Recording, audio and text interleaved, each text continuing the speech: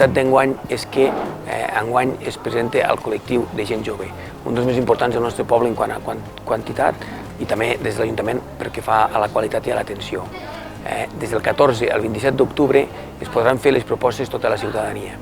I una de les novetats més importants que enguany incorporem és que després del treball dels tècnics de valoració per tal de saber si compleix els requisits pel que fa a la inversió i compleix els requisits pel que fa a ser una inversió de menys de 55.000 euros, que és la quantitat màxima, quan s'hagi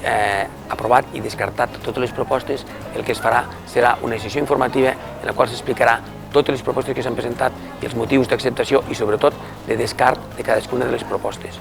Posteriorment, ja al gener, es farà la fase de votació tant presencial com online i finalment es comunicarà a tota la ciutadania el projecte o els projectes aprovats i per tant que es faran.